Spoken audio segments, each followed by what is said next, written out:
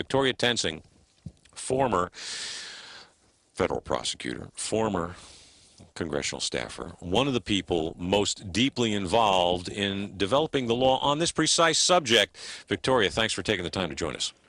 Well, thank you for having me, Jed. I'm here on the beautiful eastern shore of the Chesapeake Bay of Maryland. Well, make me jealous, lady. I mean, for heaven's sake. I'm trying. You're doing a good job. Well, let's talk about this. What is the law that covers this apparent abuse by the ACLU? What is there a crime there, and what is it?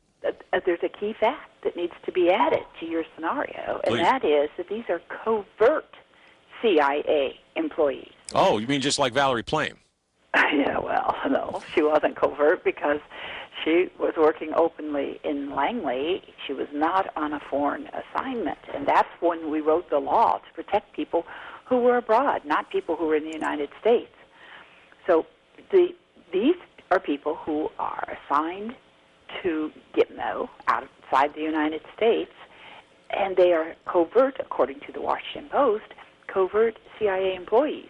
Okay, now they don't have to be spies per se, right? I mean, they're just employed by the CIA, and their identities are protected by the CIA. Is that a fair assumption? Yeah, they're supposed to be protected by the CIA. It doesn't sound like the CIA is too upset about what happened, because I have checked with my sources, and my sources say they don't think that any criminal referral went over to the Justice Department. It appears some Justice Department lawyers are looking into the matter, but only if classified information was compromised. Now, explain to our readers what a criminal referral is. Now, you and I know what it is, but let's tell them what it is, please.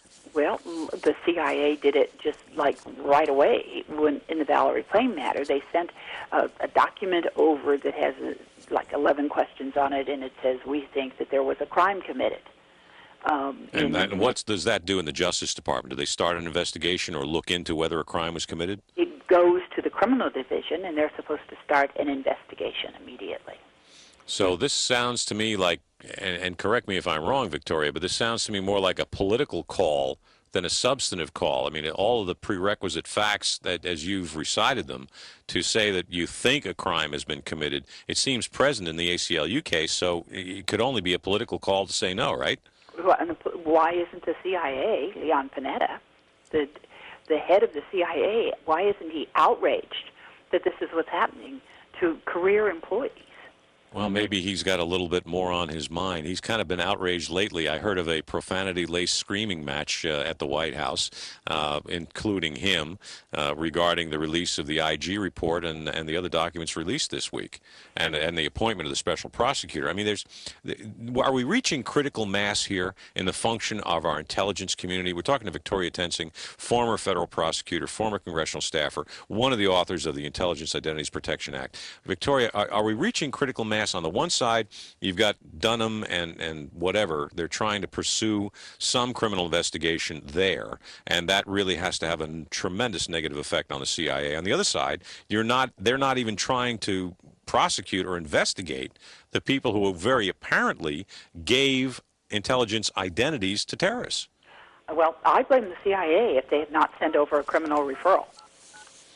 Well, it's when and your sources say that they haven't. So how can this be resolved? I mean, it seems to me the intelligence organizations right now are under an enormous burden. And you're an intelligence person, and you could probably give us, I mean, if you want to, I mean, can you give us some sort of an assessment? What is the effect on the morale and the function of these people who are out there risking it every day? You know, the morale, I guess we could all deal with and say, get over it, feel better. But what happens is, it's just not the morale, it's no risk-taking will occur. Back when I was chief counsel for the Senate Intelligence Committee under, God bless him, Barry Goldwater, I can remember one of my first foreign trips in the early 1980s, and I walked into the office of the chief of station in another country and said, gee, I'd like to see how you're doing here. And the first things out of his mouth were, we've got 3 women, 2 blacks, and an Asian on our staff. I said, I'm not here from the EEOC. I'm here from the Senate Intelligence Committee. I want to know what you're doing as far as intelligence. Then this is what happens. They all back off, and the people with the agency, why should they risk their necks if we're going to treat them like this? Put them under criminal investigation. They have to go. And you're also a former federal prosecutor. It seems to me right now that, if you've got somebody who's a GS-12 and he's going to have to pay out $250,000 in legal fees, he's going to look for an easy way out. Would you expect in the normal course that, maybe one or two of these guys would plead out just to save their own family fortunes?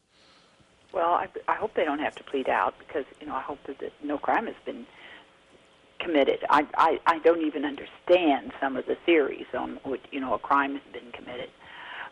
But I read today, Chad, that the agency is going to pay the legal fees for these people. Yes, I saw that. But what happens is nobody's assured of that in the future. So while they're going to do it here, and they don't do it very much, believe me, I've been there. It's like a couple $100 an hour. It's what the paralegals are paid in Washington. But that's okay. There are those of us who feel that it's our responsibility to do it, at a lower rate and take care of these people. However, people in the future with the CIA, you're not guaranteed. They don't sit there and say, and if this happens next year on our next project, you're going to be taken care of. You have to wait until somebody from on high decides that they're going to pay the fees. But I do have a question, and that is, where is the press? The press is so bedazzled by our president, that's where they're going to be. When you have Chris Tingle Matthews proclaiming Obama the last of the Kennedy brothers, Victoria, that's where we're going to stay. Victoria Toensing, former federal prosecutor, legal commentator, one of the drafters of the Intelligence Identities Protection Act. Thanks so much for joining us. Jed Babin for Fred Thompson.